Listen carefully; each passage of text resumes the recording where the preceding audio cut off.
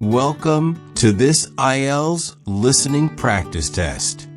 There are 4 sections and 40 questions in total. Each recording is played only once. You'll have time to read the questions before each part and check your answers afterward. At the end, you'll get 10 minutes to transfer your answers. Get ready with a pen and paper. Now let's begin section 1.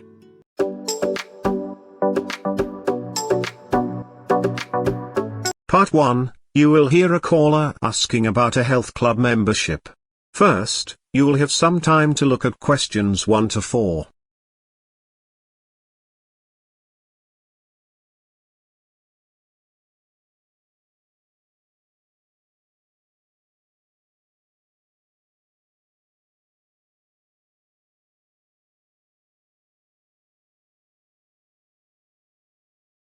Now listen carefully and answer questions 1 to 4. Hello, health club. Can I help you? Oh, hi. I spoke to someone last week about becoming a member, but I'm afraid I've lost my notes. Was it you? Could have been. Do you want to come in and join? Well, I'm still thinking about it. I've got a couple of questions. That's fine. I've never been to a health club before, and I was wondering what you've got, as well as the gym. Well, we have a lot of facilities.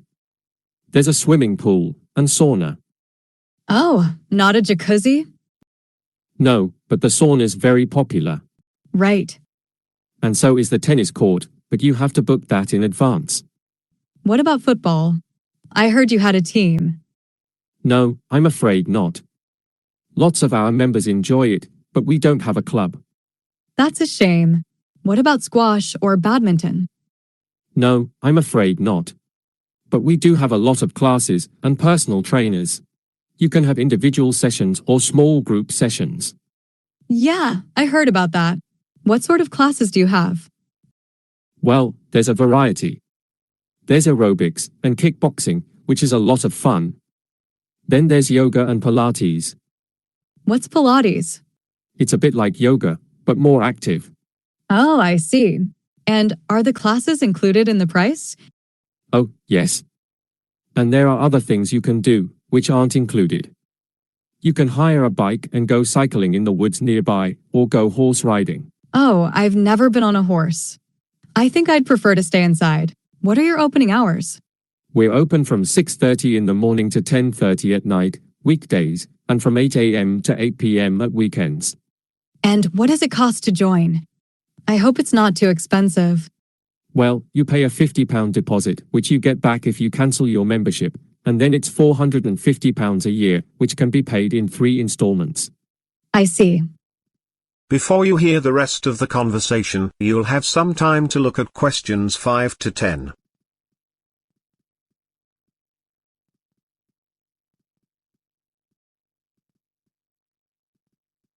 Now listen and answer questions 5 to 10. And what's the procedure for joining? Well, you'll need to come into the club and speak to one of our staff. We'll ask you to fill a form and we'll take your details. We'll also ask you to choose a password for the members' website. The members' website? Yes, you can book classes online and read our monthly magazine. Oh, I didn't know you had a magazine. Yes, we have articles on health and fitness, as well as nutrition. We also have local information and a section on medical matters, which is written by our in-house doctor. Oh, that sounds good. I'm not sure when I'll be able to come in. What time are you there? I work every day except Thursday. I start at 3 and finish at 11. I'm meeting someone tomorrow, but I'll be free after 4. Okay. I'll try and make it tomorrow, but I'll have to let you know. Fine. Just leave a message for me if I'm not there. Oh, I didn't ask your name. It's Susan Turner. Oh, I forgot to ask you, what's your website address? Oh, it's just our name, Health Club, all one word, no spaces, then .com. Okay, thanks. And what's your telephone number? Let me see. It's 07792 042 452. No, wait, it's 451. 452 is our old phone number. Let me write that down. That should do. Thank you so much. That is the end of part 1. You now have 30 seconds to check your answers to part 1.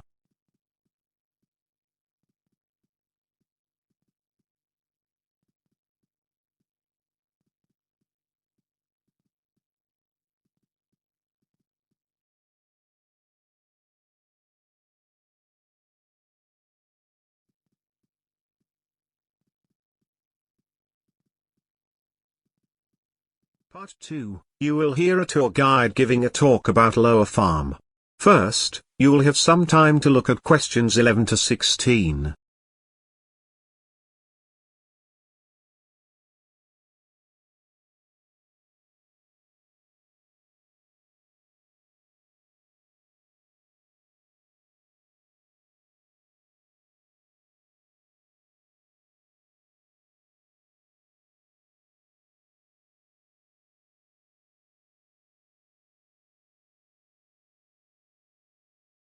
Now listen carefully and answer questions 11 to 16.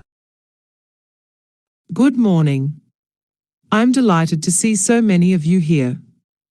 I hope you'll all enjoy the guided walk around the farm, and that you'll come back to join in some of the other activities, too. My name's Julia, and I'll tell you all about the farm and the trust that owns it. The farm is called Lower Farm, and it's been in the Cartwright family for over 100 years. John Cartwright, the current owner, runs it, and his wife, Alice, looks after the farm shop. We'll visit the dairy section, where they produce a variety of cheeses and yogurts using milk from their cows. Then we'll move to the orchard, where you can see rows of apple trees and even try your hand at picking some fresh fruit.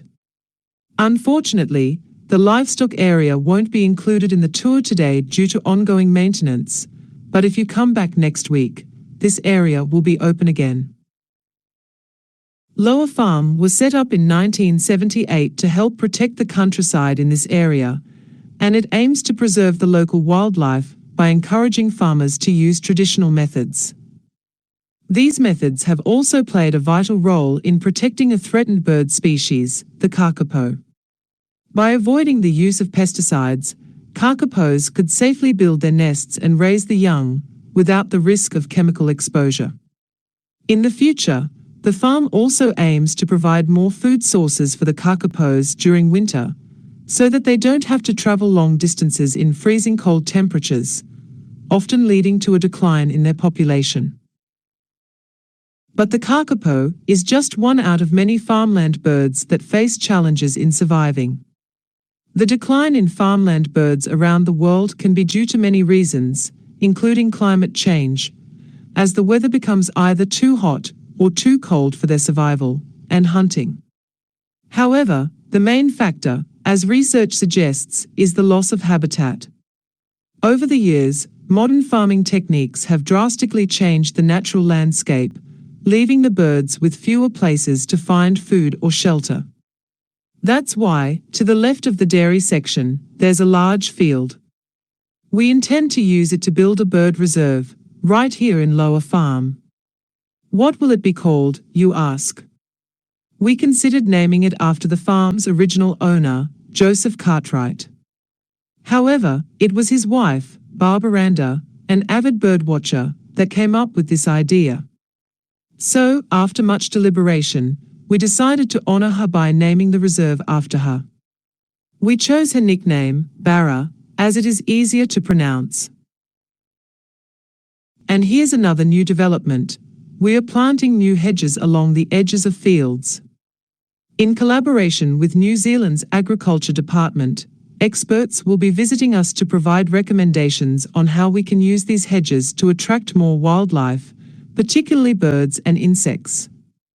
We've also agreed to let experts collect soil samples for further analysis. However, due to insufficient funding, that plan will be paused for now. Finally, if you'd like to take a walk along the river, feel free to do so. But please be aware that the riverbank is quite soft and muddy, so you might want to roll up your trousers to keep them clean.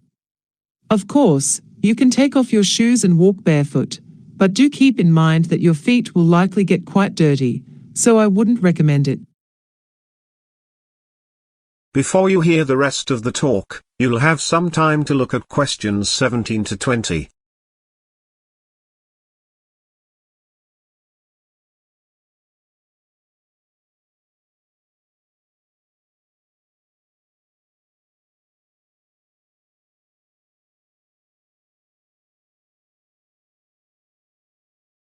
Now listen and answer questions 17 to 20. As some of you may know, the Lower Farm Project was established with the help of several funding sources, each contributing in different ways. Initially, there was some support from the New Zealand Wildlife Trust, which provided small grants annually. Although these funds were quite limited, their thoughtful advice and guidance have proven to be truly invaluable. Similarly, the government showed interest in the project, but their involvement focused more on policy-making rather than direct financial support. The project's main funding, however, came from the sale of farm produce, which helped us fund various activities. Additionally, the local council stepped in with significant financial assistance once they recognized the farm's efforts to preserve the countryside and promote ecotourism in the area. This funding played a crucial role in covering operational costs and efforts to protect wildlife. Finally, while donations from tourists visiting the farm have been helpful, and it's by all means a very large amount, they only account for a small portion of the overall funding, as we mostly only receive tourists in spring and summer.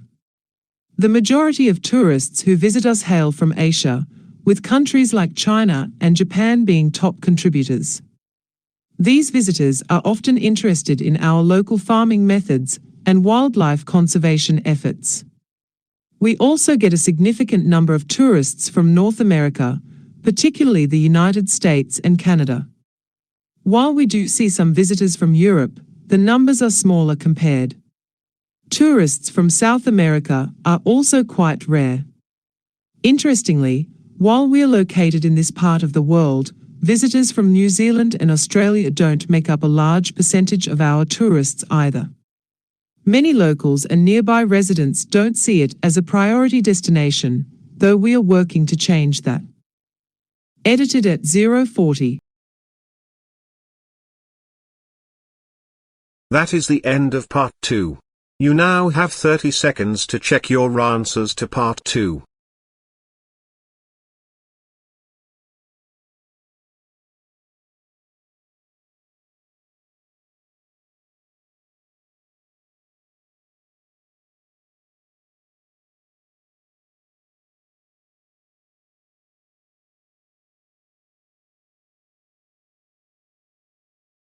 Part 3, you will hear two students, Karen and Jason, talking to their tutor about using statistics for their research on road accidents. First, you will have some time to look at questions 21 to 26.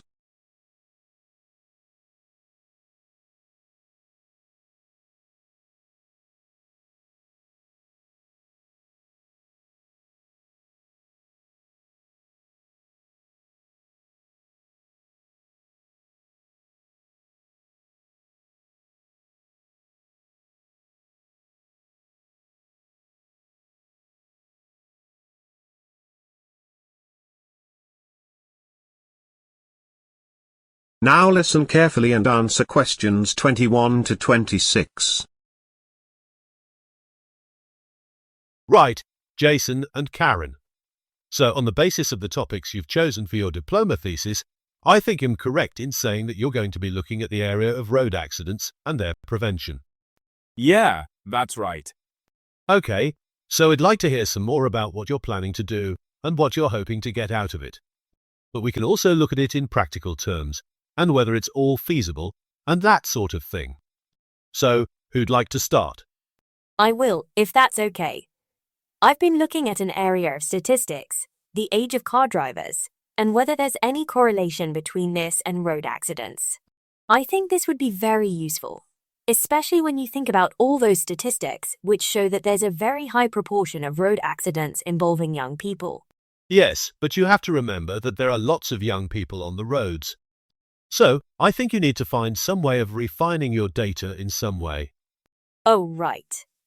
I thought you were going to say that the statistics aren't very reliable because they're just based on insurance claims I got from the police.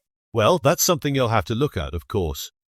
But I think you also need to think about finding a way to make the data you've got more accurate, more generally. So, how will you start your project? I've been brainstorming ideas, but I'm not sure I'm on the right track. That's okay, it's a big topic. What area are you focusing on? Well, I want to study road accidents, but I've realized there's an issue. A lot of accidents don't seem to be included in official reports, especially if they don't involve Serious damage to vehicles? No, I mean injuries. People don't have to report accidents unless someone gets hurt, do they? That's correct. It's a common limitation when working with this kind of data. So, how are you planning to get a more complete picture? I've already started looking at statistics from different places, government reports, online databases, and even some news articles. News articles might not be the most reliable, but the other sources sound good. Are you planning to do any of your own research? Yes, I thought I'd send out questionnaires. I was thinking of starting with people I know, and then maybe reaching out to local community groups. That could work, but be careful. It's easy to get responses only from certain groups, like people your age or from your area. You need a mix of ages and backgrounds. That's a good point. Maybe I could also interview focus groups to get detailed opinions. Interviews might be helpful, but they're more time-consuming than questionnaires. Focusing on getting a diverse range of questionnaire responses instead. Okay, I'll do that. Oh, and I'm also planning to compare accident rates between different areas. But I'm feeling a bit lost on how to interpret the statistics. That's understandable. You'll probably need to refine the data, like breaking it down by factors such as weather, age of drivers, or time of day. That sounds complicated. It can be, but even a basic comparison between areas could show interesting patterns. We can review the data together when you're ready. Thanks, that would really help. Before you hear the rest of the conversation, you'll have some time to look at questions 27 to 30.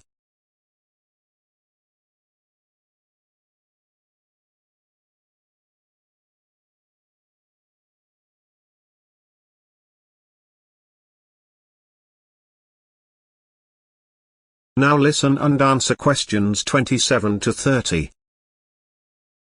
So, Jason, what about you? I've been looking at the figures for accidents on particular days of the week. I think that's very interesting. The figures are very high for Saturdays. But you have to remember that there are more people driving on Saturdays than on other days. Yes, of course. You'll also need to think about the factors that cause accidents to vary. For example, what happens in urban areas? Right, well, I guess there are more vehicles on the road? Yes, but it's not just about vehicles. Think about the people involved. Oh, pedestrians, of course. There are so many people crossing the streets in cities. And what about other times of the year? Have you looked at those? Yes, I've compared the figures for the winter months with the summer months. And what did you find? There are more accidents in the winter months, but the difference isn't as great as I thought it would be.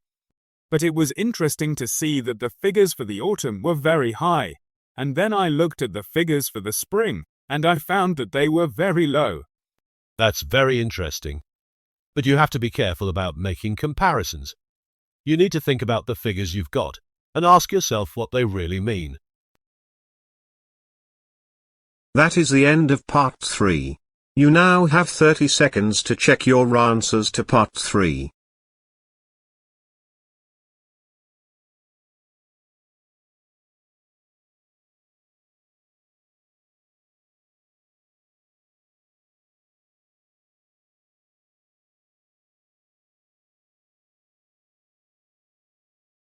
Part 4, you will hear a man giving a talk about the impact of weather on people's mood.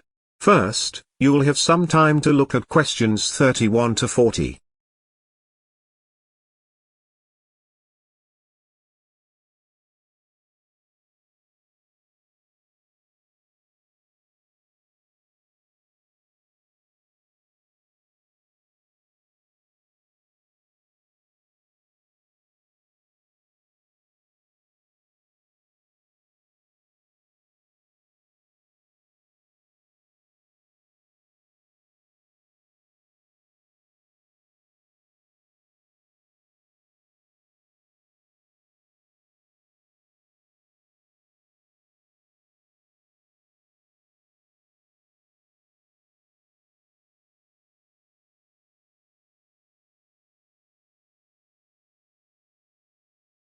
Now listen carefully and answer questions 31 to 40.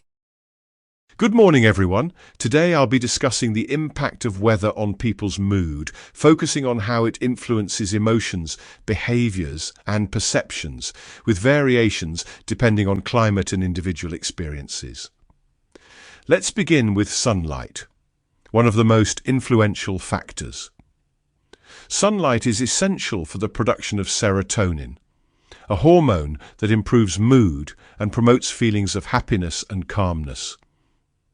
In regions where sunlight is scarce during winter, such as northern countries, people often experience seasonal affective disorder, or SAD.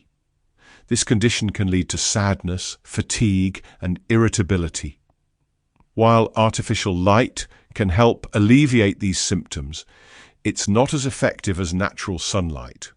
Moreover, a lack of sunlight can disrupt sleep patterns by affecting melatonin production, further impacting mood and energy levels. Now, let's consider temperature, which has a wide range of effects. Moderate warmth tends to encourage sociability and relaxation, motivating people to spend more time outdoors and engage in social activities. Conversely, extreme cold can lead to feelings of isolation, especially in areas where heating systems are unreliable. Prolonged cold weather may also discourage physical activity, contributing to lethargy. On the other hand, intense heat waves can reduce productivity and concentration, while sometimes increasing aggression. Interestingly, sleep quality may also decline during heat waves, though not everyone is equally affected.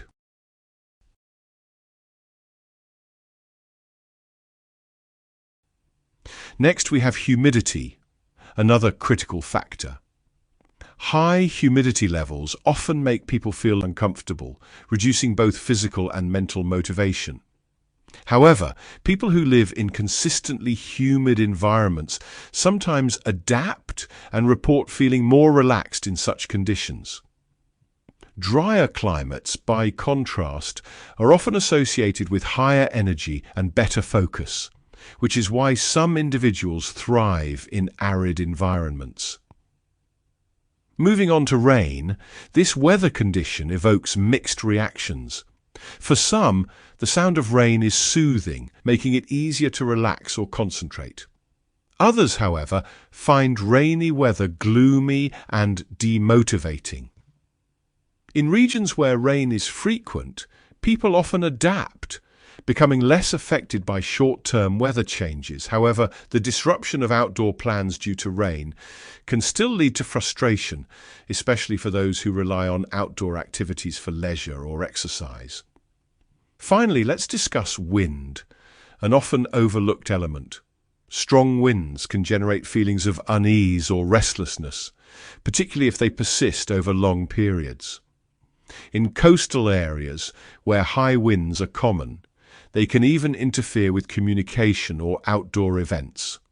On the other hand, gentle breezes are generally calming and may enhance feelings of tranquility, especially during warm weather. In conclusion, the weather undoubtedly influences mood, but its effects vary based on individual preferences, cultural norms, and environmental factors. By understanding these impacts, we can make lifestyle adjustments to maintain emotional well-being, no matter the conditions. That is the end of part 4. You now have 30 seconds to check your answers to part 4.